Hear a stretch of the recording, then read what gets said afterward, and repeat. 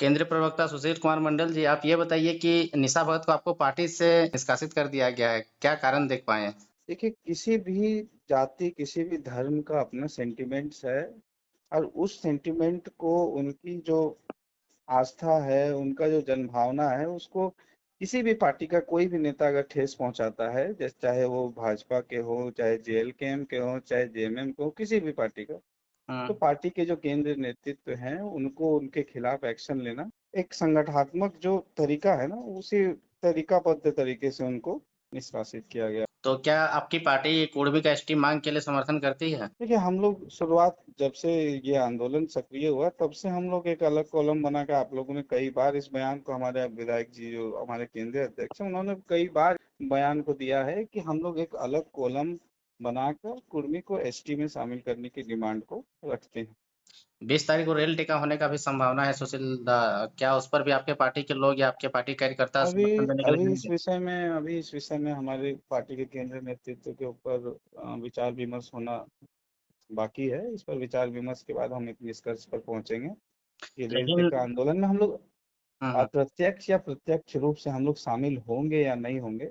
हम्म, अभी भी लगभग हमें लगता है 15 दिन का समय बाकी है। हम्म। तो हम जैसे नजदीक आएगा, इस पर हम लोग एक खुला बयान दे देंगे कि हम लोग इस पर शामिल होंगे या नहीं होंगे। लेकिन निशा कुमारी भगत जी जो थी वो आपके पार्टी के लिए बहुत ही फाइटर लेडी थी, हर एक मुद्दे पे फ्रंट में आकर के देखिए, अगर अपना अगर पार्टी व्यक्तित्व बयान देती थी। आपको हाँ, ऐसा नहीं देखिए, लगता कि आपने एक रत्न को खो दिया है? देखिए, निश्चित तौर पर उनके अंदर वो, मतलब कहीं ना कहीं उनके अंदर वो ऑरा था जो एक महिला नेत्री के अंदर होना चाहिए। निश्चित तौर पर वो एक फाइटर लेडी थी। यही कारण था कि हम लोगों ने काफी कम समय में, उन्होंने काफी कम समय हुआ था उनका हमारे पार्टी में ज्वाइन किया हो, उसके बाद हम लोगों ने उन्हें चुनाव लड़ाया। तो उनके अंदर वो बात है जो एक नेता में होना चाहिए, उसको जयराम जी ने परखा, तभी उन्हें डायरेक्ट चुनाव लड़वा दिया। हम्म। विधानसभा चुनाव लड़ाना इतना आसान बात नहीं है कोई भी नए नेता के लिए। एक आदिवासी के लिए वो आरक्षित सीट है जहां से वो चुनाव लड़ी थी, वैसे जगह में आप लोग को वहां जाकर के फिर से संगठन को बनाना, प्रत्याशी को ढूंढना आपके लिए काफी डिफिकल्ट टास्क होगा। जैसा कि निशा कुमारी भगत जी अपने क्षेत्र में जाकर के कई बार फुटबॉल टूर्नामेंट का आयोजन भी करवाई थी, जनसभा भी करवाई थी। निश्चित तौर पर संगठन सबसे ऊपर है, और संगठन के लोग वहां पर, हमारी कमेटी पहले से मौजूद है, और समय के साथ कोई नया नेता आएगा, ये कोई बहुत बड़ी बात नहीं है इतने बड़े संगठन के लिए। हम्म। झारखंड की सबसे बड़ी संगठन है जेएलके। तो ये नया नेता क्या, हमारे यहाँ हर एक नेता के अंदर ये एबिलिटी है कि he can fight the Vidhan Sabha election, तो या लोकसभा चुनाव कोई भी नेता हमारे पास लड़ सकता है। तो ये कोई बहुत बड़ा फैक्टर नहीं है चुनाव। हम्म। सबसे बड़ा अगर हमारे लिए ये है तो संगठन है, और कोई भी, किसी भी, हमारे दल हो चाहे किसी भी दल का कोई भी नेता हो, उनके पास ये अधिकार क्षेत्र में उनका नहीं है कि वो किसी भी जाति धर्म के ऊपर टिप्पणी करके, मतलब किसी को भी सामूहिक तौर पर ठेस पहुंचाएं। ये विवादों से तो पुराना नाता है। जब भी एसटी का डिमांड होता है तो आदिवासी समुदाय के द्वारा भी विरोध किया जाता है।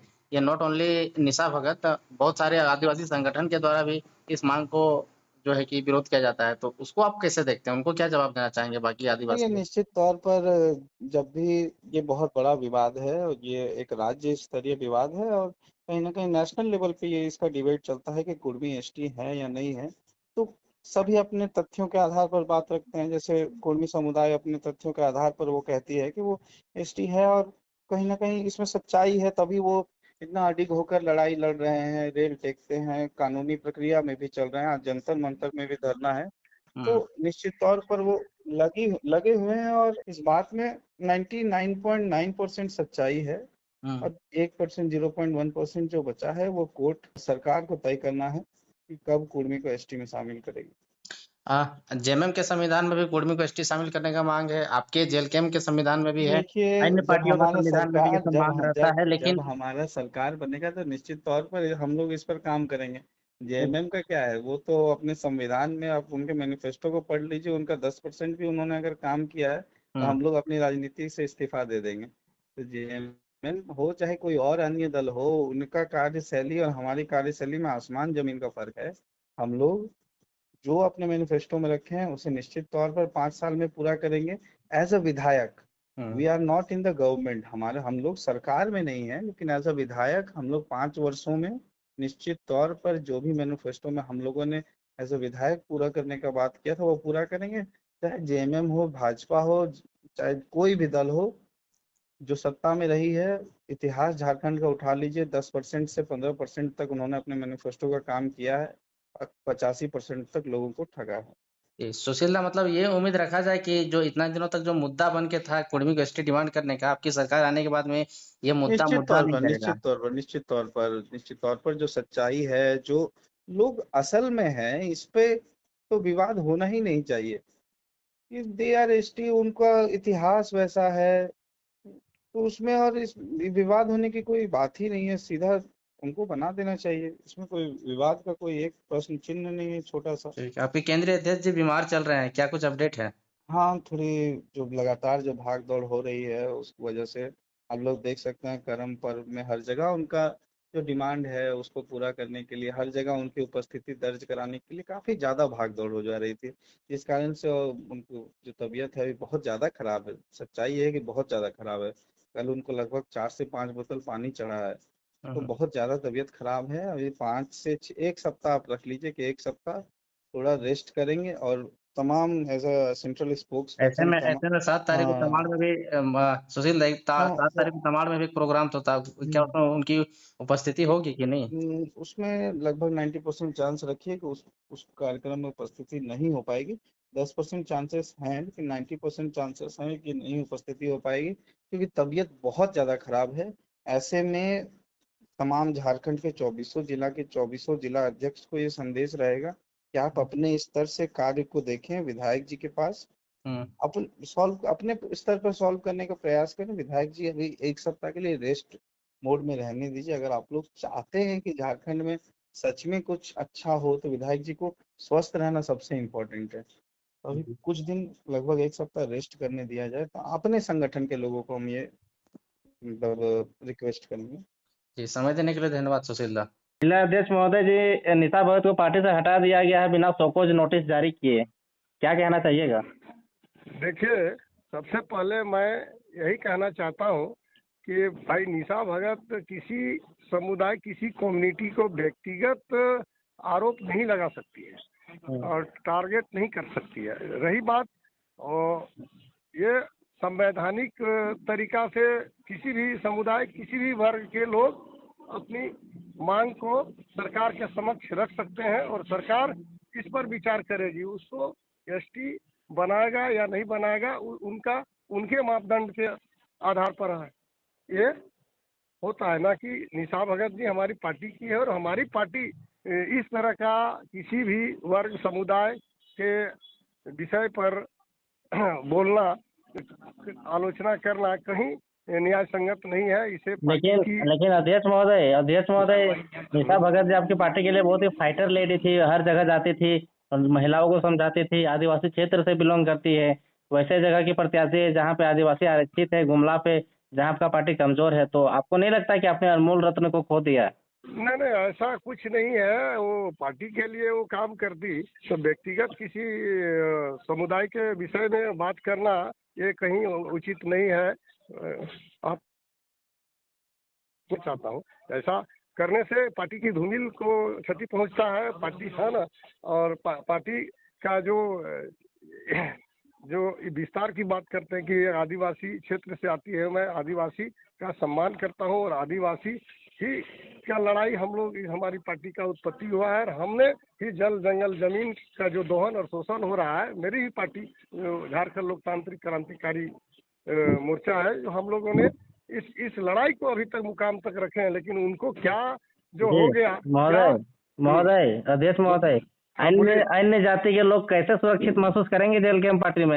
ऐसे छोटे छोटे जैसे अन्य जाति के लोग पर आप लोग इस प्रकार के टीका टिप्पणी होता है, जैसे कुछ दिन पहले सुषमा बड़ाई के साथ में समर्थन नहीं मिला आपका पार्टी का, फिर जा करके निशा भगत को हटा दिया जाता है। ऐसा आपके द्वारा जो बोला जा रहा है महोदय, पत्रकार महोदय, ऐसा कुछ बात नहीं है कि हमारे पार्टी के लोग, चाहे हमारे पार्टी का जो स्टैंड है क्लियर है, आप देख रहे हैं कि नहीं, कि हमारी पार्टी सभी वर्गों, सभी समुदाय, सभी जातियों के लिए काम कर रही है। कोई व्यक्तिगत आप देखिए, कहीं भी खादान में आप जाइए, आप औद्योगिक क्षेत्र में जाइए, आप किसान के क्षेत्र में जाइए, आप प्रवासी मजदूर के क्षेत्र में जाइए, क्या सिर्फ एक ही कम्युनिटी के लोग उसमें पीड़ित होते हैं या शोषित होते हैं? हम उनके लिए लड़ाई लड़ रहे हैं जो झारखंड के आदिवासी मूलवासी हैं, जिनके साथ शोषण अत्याचार हो रहा है। ऐसा कोई बात नहीं है जो हमने सुषमा बड़ाई का बात नहीं सुना, हमारी पार्टी नहीं सुना, ऐसा कुछ नहीं है। उन्होंने वो दर्ज किया है माननीय न्यायालय में, न्यायालय का तथ्य आएगा सामने, दूध का दूध और पानी का पानी होगा, ऐसा थोड़ी है। फिलहाल आप लोग का क्या स्टैंड है रेल टेका में 20 तारीख को जो होने का है? देखिए, हमारा कहना है कि किसी भी वर्ग, किसी भी समुदाय अपनी मांग को रखा है और रखने का उनका अधिकार है, वो सरकार से मांग कर सकती है। सरकार को देना नहीं देना उनका काम है। हमारा स्टैंड है कि देखिए, वो वर्ग का, मैं जो उस वर्ग से भी मेरा समर्थन है और हम लोग समर्थन करते हैं। ऐसा बात नहीं है जो हम लोग नहीं समर्थन कर रहे हैं, है ना। मांग का समर्थन करते हैं, उनका भी मांग होगा, उन समुदाय का भी मांग होगा, उनके साथ भी हम खड़ा रहेंगे। केंद्रीय संगठन महासचिव बसंती हेम्ब्रम इस वक्त हमारे साथ में है। मैडम, आपका क्या स्टैंड है, क्योंकि आप भी एक आदिवासी है और आदिवासी महिलाओं को पार्टी से 6 वर्ष के लिए निष्कासित कर दिया गया है, प्रतिबंधित कर दिया गया है। मैं इस बारे में यही कहना चाहूंगी अनिल जी, संविधान में सबको हक है कि आप कुछ भी मांग सकते हैं, मांगने पे आप किसी को रोक नहीं सकते। बाकी वो तय करेगा कि संविधान के अनुसार अगर उनको है तो उनको मिलेगा और अगर नहीं है तो नहीं। शालीनता से हर चीज का होना चाहिए, क्योंकि आदिवासी और मूलवासी दोनों ही झारखंड की कहे जाए तो यहाँ के हक अधिकार के दोनों के में ही है मतलब। तो आपस में हमको लगता है कि इस तरह से उलझने का कोई मतलब है नहीं। इससे जहां तक होगा कि हम ही लोग और पीछे चले जाएंगे सब। इतना इम्पोर्टेंस है दोनों आदिवासी और मूलवासी को मिला करके चलना पार्टी के लिए। देखिए, आप आदि और मूल दोनों का मतलब ही समझिए कि शुरू से ही ये लोग यहाँ पे हैं, रच बस गए हैं और पूरा झारखंड ही इनका है। और चाहे राजनीति चाहे सामाजिक तौर पे दोनों का ताना बाना सही रहेगा, तभी सत्ता पे काबिज हो पाएंगे लोग। और मैं जानती हूँ कि कम्युनिटी जो होता है बहुत सेंसिटिव मामला था हर किसी के लिए, चाहे वो कुर्मी समुदाय हो चाहे वो आदिवासी समुदाय है। और कहीं ना कहीं लोग इस चीज को लेके एग्रेसिव हो जाते हैं, लेकिन ये वक्त एक दूसरे से उलझने का नहीं है, संवैधानिक तौर से मांग करने का है। और अगर सुप्रीम कोर्ट और संविधान में ऐसा कुछ होगा तो ये होगा, माना जाएगा। इतना लड़ने झगड़ने का तो कोई मतलब है नहीं, फिर तो बंदर बांट वाली हाल हो जाएगी ना, कि आपस में लड़ झगड़ के तीसरा फायदा ले लिया।